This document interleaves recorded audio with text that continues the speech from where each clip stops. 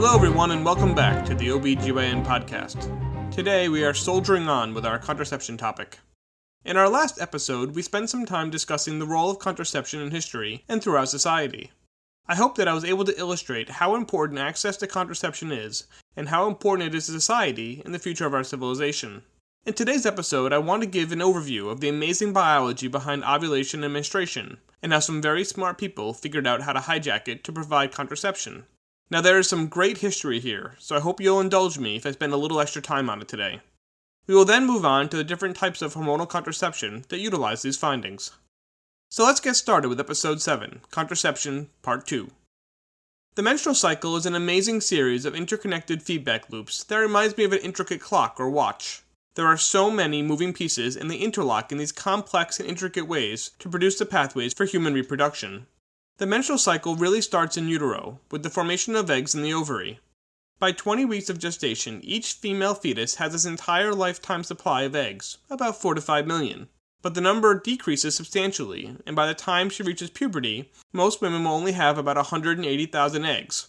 These eggs are recruited in batches during each cycle, with only the fittest being utilized for ovulation. This means that of those millions of eggs that she started with, each woman will use only about 400 of them during her reproductive years. So how does this process work? Well, I actually tried recording this next part a few different ways, and it was confusing no matter how I tried to organize it. It is just difficult to describe such a complex system without visual aids. With that in mind, I have linked to a couple of nice graphics that do a good job of visually explaining what I'm going to try to do verbally. So if you can, you might want to look at those images while I go over it. There are a few important players in this process that I want to introduce. The first is gonadotropin-releasing hormone, which is produced by the hypothalamus. GnRH, as it's abbreviated, acts on the anterior pituitary to stimulate the release of follicle-stimulating hormone and luteinizing hormone. Now, one of the interesting things about GnRH is that it is not just the presence or absence of it that matters, but rather how it is secreted. If it is released in pulses, then it stimulates production of FSH and LH. And if it is released continuously, it inhibits the production of them. We also have estrogen, progesterone, and inhibin acting at different times of the ovulation cycle to stimulate or suppress the production of FSH and LH. So those are the players. Now how do they all come together? Well, at the beginning of each cycle, GnRH is released in a pulsatile manner, which stimulates the production of FSH and LH. The rising levels of FSH recruit a cohort of eggs to begin maturing. Each of these maturing follicles is surrounded by two types of cells, granulosa cells and theca cells. The theca cells are controlled by LH, and as the levels of LH rise throughout the early phase of the cycle, they stimulate the theca cells to make androgens, which are then converted to estrogen by the neighboring granulosa cells. Okay, so far we have rising FSH, LH, and estrogen levels, which was all kickstarted by GnRH. Now here is where things get interesting. The rising estrogen levels exert a positive feedback on the production of FSH and LH, causing their levels to rise further, which causes estrogen levels to rise further, and so on and so on. The FSH levels, however, do not rise as high or as fast as LH because the estrogen effect on FSH is being counterbalanced by the release of inhibin, which is also made from granulosa cells. Inhibin actually has a stronger effect on the pituitary than estrogen, and so the net result is a slow drop in FSH levels. This is key to the egg maturation process because it is controlled by FSH. As the FSH levels drop, all but the fittest egg in the recruited cohort atrophies, and we are left with one dominant follicle for ovulation. So here we are now, about mid-cycle. The FSH levels have slightly dropped, the dominant follicle is ready for ovulation, and all we need is the trigger. The trigger is LH. Because LH has no negative feedbacks at this point, its levels rise quickly and culminate in a huge spike around day 10 of the cycle. This is known as the LH surge and causes release of the egg into the oviduct. The huge levels of estrogen now cross a threshold where they flip from being a positive feedback to a negative feedback, and the levels of FSH and LH both plummet. Exploiting this threshold is one of the keys to suppressing ovulation and therefore to hormonal contraception. The remnants of the dominant follicle switch production from estrogen to progesterone, and this new hormone has two important effects. The first is to inhibit the pulsatile release of GnRH, which, thereby, suppresses FSH and LH even further. The second is to prepare the endometrium for implantation if fertilization occurs. Progesterone does this by increasing blood flow to the newly formed endometrium, which was stimulated by estrogen in the beginning of the cycle. It also reduces the contractility of the smooth muscle of the uterus, which inhibits contractions, which could lead to expulsion of a newly fertilized egg. Okay, so where are we now? We are slightly after ovulation. The FSH and LH levels are plummeting, GnRH is being suppressed, progesterone levels are on the rise, and we are awaiting fertilization. Here we encounter another piece of the clockwork. The progesterone-secreting corpus luteum is supported by LH, whose levels, you'll remember, are now dropping quickly due to the actions of that very same progesterone. This death spiral for the corpus luteum continues unless the egg is fertilized and implants. This is because a newly implanted egg immediately starts to produce human chorionic gonadotropin, or HCG, which is structurally similar to LH and allows it to keep producing progesterone until the newly formed placenta can take over that role at around 10 to 11 weeks. If no fertilization occurs, then the corpus luteum degrades and the progesterone levels drop. This causes the endometrium, along with the unfertilized egg, to be shed, and menstruation occurs. Once the progesterone levels fall far enough for GnRH to resume its pulsatile release, FSH starts to rise again, and the whole process starts over. Now wow, like I said, it is an amazing process, but it is certainly not easy to explain succinctly. Each part of the process interconnects with the others in the most intricate ways. The more I learn about the human body, the more I am humbled. It seems that the further down we go, the more we learn how complex things actually are. Even the things that seem simple on the surface are controlled at the protein, gene, and molecular levels in these amazingly complex ways. In any case, understanding the basis of the menstrual cycle is the key to understanding how hormonal contraception works. And what I find amazing is that the people who created the first hormonal contraceptives didn't understand what I just laid out for you. In fact, it wasn't even until 1975 that we knew for sure that estrogen and progesterone were synergistic in preventing pregnancy. Now that we've laid the groundwork for the mechanisms responsible for hormonal contraception, let's go back and talk about how we ended up with the pill at all. Well, the story starts with the corpus luteum, which was first described in the 1600s during autopsies of pregnant women. By the late 1800s, it was known to be important for pregnancy, and that it was histologically similar to other endocrine organs, suggesting that it secreted something. By the early 1900s, when a young physiologist from Austria, Ludwig Haberlandt, began experimenting on rabbits, it was well known that whatever the corpus luteum secreted, it had some effect on menstruation. Haberlandt spent years studying the corpus luteum, but his story really begins in 1919, when he began experimenting with transplanting the corpus luteum from pregnant rabbits into non-pregnant rabbits. He found that after transplantation, these rabbit recipients could not get pregnant for 2 to 2.5 months, despite regular intercourse. He then followed up these studies by feeding mice pieces of corpus luteum and placenta, and found that they also could not get pregnant. Now we knew he was onto something. He still didn't know what the corpus luteum produced, but he now knew that he could prevent pregnancy with it. Haberlandt's goal was really to provide contraception in the belief that it would create potentially beneficial societal effects. He wrote about his passion in his 1931 book on the subject, in which he wrote, quote, "Unquestionably, practical application of the temporary hormonal sterilization in women would markedly contribute to the ideal in human society. Theoretically, one of the greatest triumphs of mankind would be the elevation of procreation into a voluntary and deliberate act." Unquote. After his discoveries in mice and rabbits, he spent the remainder of his short life trying to recruit doctors to do human trials of purified hormones from corpus lutea. He was mercilessly hounded for his beliefs and was ultimately unsuccessful in his attempts to test his ideas in humans. His untimely death at the age of 47 from either a heart attack or suicide will leave it to others to pick up where he left off, but his dedication to the idea of temporary sterilization would make him the father of modern contraception. His work will be continued by many others over the next 20 years. In fact, 2 separate groups would ultimately isolate what we now call progesterone from corpus lutea. The first group consisted of George Corner and Willard Allen, who worked at the University of Rochester. As an interesting historical aside, in order to isolate it, they turned to help from the Eastman Kodak Company for some of the equipment. It's interesting to think that the photography company also played an important role in our understanding of human fertility and contraception. Anyway, they called their newly isolated substance progestin, and would end up butting heads with another group working in Europe, where 2 men, Butenandt and Westphal, called their newly isolated substance luteosterone. This naming controversy would be resolved in 1935 at a dinner party in London hosted by Sir Henry Dale, who was a renowned physiologist from England, who would himself go on to win the Nobel Prize for his work on acetylcholine. He was able to convince the 2 groups to combine their names and share samples. They would end up taking the beginning of progestin and the end of luteosterone and mashing them together to form progesterone, the hormone we have all come to know and love. These early years of progesterone production were rough, though.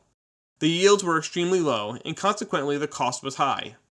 They would start with 1 ton of cholesterol, and these days that was only obtainable in large quantities from cattle brains and spinal cords, and after the initial processing would only end up with about 20 pounds of the starting material for their reaction. The small quantities of progesterone obtained cost about $1,000 per gram in 1930s money, which would be about $14,000 per gram today.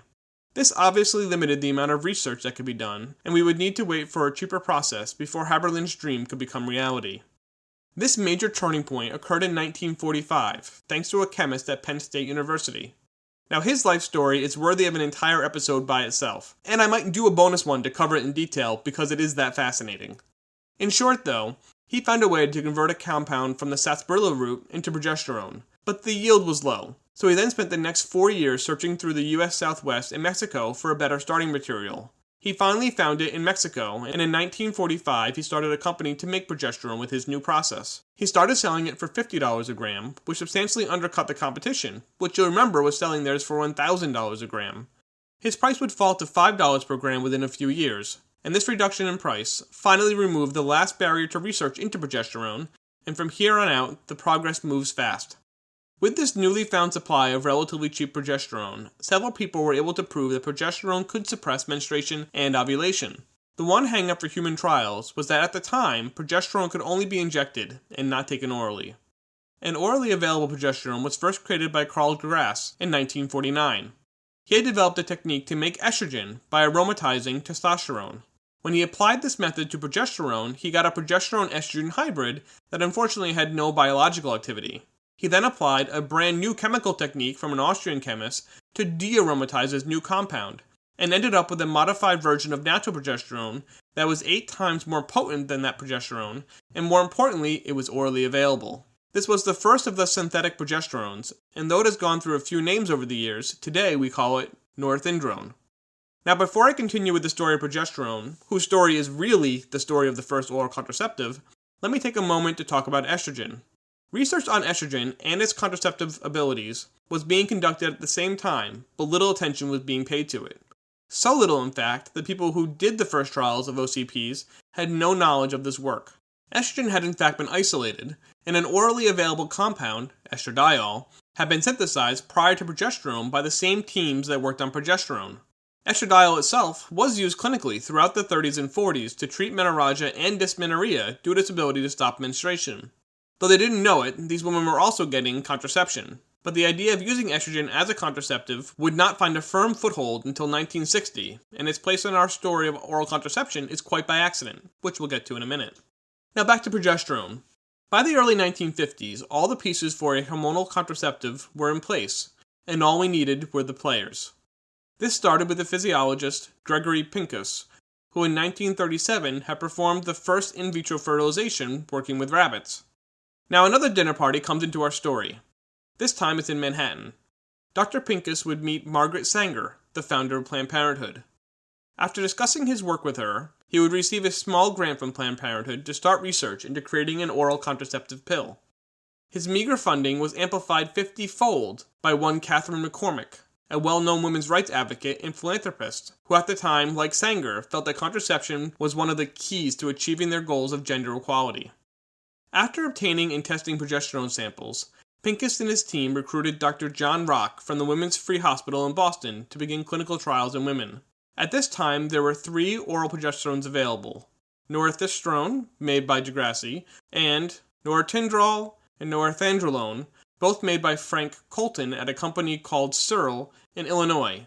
They found that doses above 5 milligrams for the first 2, and any dose for the last, suppressed ovulation, but that at doses lower, there was considerable breakthrough bleeding.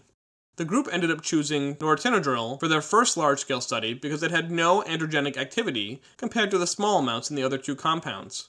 As one of the quirks of fate, they found that their chosen progesterone was actually contaminated with about 7% mestranol, an estrogen which was an intermediate in the synthesis. This team asked Colton at Searle to purify his hormone, and when they tested a sample that had less than 1% contamination, they found that it worked as well as the original sample for contraception, but led to increased breakthrough bleeding. So, when they started their trial in Puerto Rico in 1955, they purposely added 2.2% Menstrual to their pills to prevent breakthrough bleeding and increase acceptance of the pill. Up until 1975, when the synergistic effects of estrogen and progesterone were solidified, all OCPs had estrogen in them, not for contraception, but to prevent breakthrough bleeding. The successful trial in Puerto Rico led to the first FDA-approved pill in 1960, called N-Ovid-10. The doses of hormones in N-Ovid and those that followed were an order of magnitude higher than today, because they did not know at the time that they could use much lower doses when using estrogen and progesterone together. These high doses were responsible for severe side effects and at least 3 deaths due to blood clots in the trial. Now, there has been considerable controversy about the Puerto Rican trial because the women were not educated or informed about the potential risk, or even that they were participating in a trial of a new drug. Before I move into the different types of pills and their efficacy, let me take a minute to talk about estrogen-only OCPs. Now, these actually existed for a short time, but as any gynecologist today can tell you, unopposed estrogen is generally a bad idea. These pills had a host of side effects, including nausea and headaches amongst others, and also carried an increased risk of breast cancer and uterine cancer. These pills were quickly killed by the FDA and never appeared on the scene again. So how exactly do combined hormonal contraceptives work? Well, there are actually several actions going on at once. The first is progesterone, which, as we described before, suppresses the pulsatile secretion of GnRH, which severely reduces the amount of FSH and LH produced by the anterior pituitary. This inhibits both the recruitment of eggs during the follicular phase and stops ovulation from occurring as well. The lack of follicular development also means that there is less estrogen to positively feedback on LH, which gives us 2 mechanisms for stopping ovulation, even if follicular recruitment occurs. The progesterone also alters the mucus secreted by the cervix, making the mucus more viscous, which inhibits the penetration of sperm through the cervix and into the uterus and fallopian tubes. The estrogen in most pills is high enough to negatively feedback on FSH, and adds another suppressive mechanism. Estrogen also has one other effect that was noted by Pincus and his team. Estrogen stabilizes the endometrium and reduces the amount of breakthrough bleeding that is associated with progesterone-only contraception.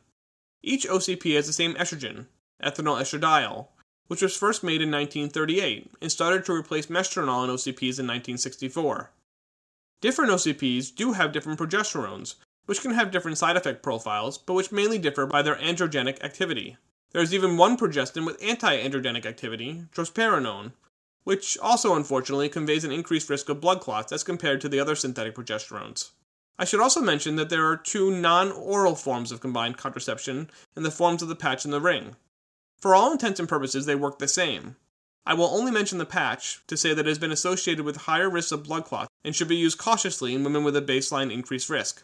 The low and low pills are named in reference to the amount of estrogen. As I mentioned, there are many different ways that pills prevent pregnancy, and we have learned that given the synergistic effects of estrogen and progesterone, that we can use much smaller doses of estrogen without a significant decrease in efficacy. These lower dose pills do come with a downside. As you'll remember, estrogen was initially put into the pills to decrease the amount of breakthrough bleeding, so you can probably guess what the consequence of lower estrogen dosages is: increased breakthrough bleeding. Now, what is the upside to lowering the estrogen dose? Well, many of the side effects we'll talk about in a second are due to estrogen, and estrogen is also the major cause of blood clots, so it makes sense that decreasing the amount of estrogen may be beneficial. This is also the rationale behind the multiphasic pills, where the amount of estrogen is varied by week in order to decrease the overall monthly dose. As a note, there is no evidence that low or low pills are any safer than the normal strength pills. But if you do have a patient that is very sensitive to estrogen, low and low pills may be appropriate. Alright, so I mentioned side effects. Well, what are they? You probably won't be surprised to know that the most common side effect is breakthrough bleeding, with women taking the pill having about 32% more spotting compared to those using other methods. Other common side effects include nausea, vomiting, headache, bloating, breast tenderness, and swelling. More serious side effects include blood clots and worsening of hypertension. This is why combined oral contraceptive pills should be avoided with women with an increased risk of blood clots, such as those who smoke, and those with hypertension. Women who have classic migraines with aura also are encouraged not to use estrogen-containing pills due to an increased risk of stroke. Lastly, I want to touch on OCPs in cancer.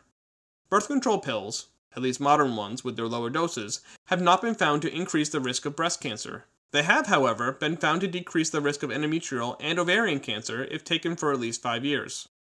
Now that we have spent a considerable amount of time talking about how we got here and how the pill works, we should talk about how effective they are at preventing pregnancy. As it turns out, that is a slightly difficult question to answer, because it comes down to how well a woman uses it. If the pill is taken every day without missing any, only 0.3% of women will get pregnant within 1 year, compared with 85% of women using no method. Now, as a callback to the last episode, remember that only 4% of women will get pregnant when using the withdrawal method perfectly. Now, some methods are easier to use perfectly than others, and what researchers talk about is typical use. For typical use with the pill, the pregnancy rate is about 9%, while typical use with the withdrawal method is 22%. Big difference.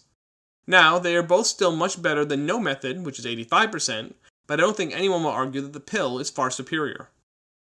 Now, so far, we've been talking about combined estrogen and progesterone pills because that is how they were first marketed. There are, however, progesterone-only forms of contraception as well. These take several forms, from pills to shots to implants. The pills work by inhibiting ovulation, but only about 50% of the time, so they also rely on the cervical mucus action we talked about before. The progesterone-only pill is about as effective as the combined pill when taken perfectly, which for these pills means taking the pill at the exact same time every day. This is in contrast to the combined pill, which has much more leeway in dose timing. The other forms of progesterone-only contraception have much higher doses and therefore suppress ovulation more reliably. The Nexplanon subdermal implant suppresses about 97% of ovulatory cycles, and the Depo-Provera shot eliminates 100%. They also both have the same effects on the cervical mucus, which make them very effective forms of contraception. These high doses of progesterone do come with drawbacks though. For the Nexplanon, it is breakthrough bleeding, with approximately 80% of women having irregular bleeding for the entire 3-year life of the implant, and 7% reporting frequent bleeding. Bleeding is not a common problem with the Provera shot, however, well, at least not after the first few months, but rather weight gain and loss of bone mass are associated with prolonged use. I should also mention that progesterone-only treatment has been associated with worsening of underlying depression and should be used with caution in women with major depressive episodes. The allure of these two methods is that perfect use is easier to come by because they either live inside the person or are given by a healthcare professional every 12 to 14 weeks. For Nexplanon, the pregnancy rate is 0.05%, and for Depo, 0.2%. There is one other caveat for these two methods that is worth mentioning. For both, body mass is a huge influence on pregnancy rates. The higher the BMI, the lower the effectiveness, and all these progesterone-only methods should be used carefully in obese women. The last hormonal contraceptive I want to talk about today is breastfeeding. As I mentioned in the last episode, this is the most ancient form of birth control. Breastfeeding works via a similar mechanism as progesterone. When the infant suckles the nipple during breastfeeding, the stimulation causes the posterior pituitary to produce prolactin. Prolactin, as the name implies, is essential in stimulating the breast to make milk. It also has the added effect of suppressing the pulsatile release of GnRH and decreases estrogen levels. Breastfeeding can be highly effective in the first 6 months of life if it is done exclusively. In fact, only about 1% of women will get pregnant using this method. If not breastfeeding exclusively, or when food starts being introduced at around 6 months, the effectiveness drops quickly and a backup method should be used. In what will become a theme for today's episodes, each of the birth control methods mentioned today comes with its own set of pros and cons. And the interesting part for providers is getting to know the women we care for and to recommend what we think best fits their needs and lifestyles. As you can see, there's a lot of information for women to soak in when thinking about contraception. To get on my soapbox for a minute, I want to address the idea of non-directive counseling. This is the concept that you give people all the information they want and then let them decide what to do without steering them towards any one particular method. Frankly, I think that non-directive counseling is wrong-headed in most situations. In fact, I think the opposite is true. We practitioners spend so much time learning about not only the underlying physiology, but also the particular benefits and side effects of procedures and medications. Our patients come to us for exactly that knowledge and experience.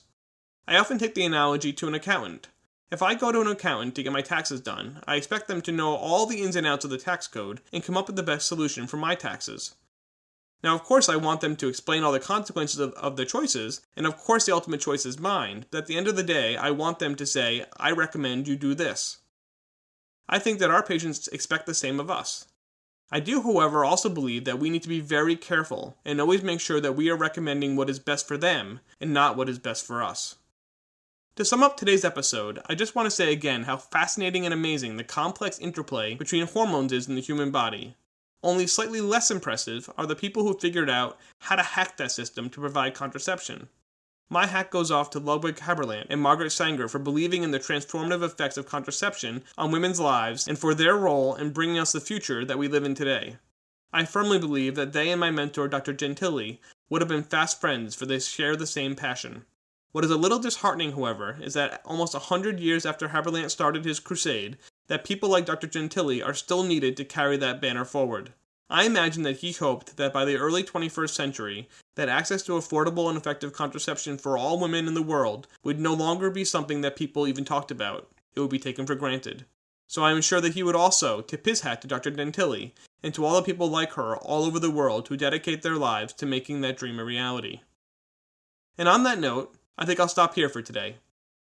I hope you enjoyed our trip through history with the little pill that could. And I hope that you will join me again on the next episode, where we're going to talk about barrier contraception and IUDs. On a technical point, I want to let everyone know that I have added this podcast to both the Google Play library as well as Stitcher, so if you know anyone who uses those, please consider recommending the show. Also, and I hate to do this because it feels weird to ask people to promote your show for you, but if you do like the show, please consider leaving a review on iTunes, or wherever you listen, because it does help new people find the show. And with all that done, I say Happy New Year, and thanks for listening.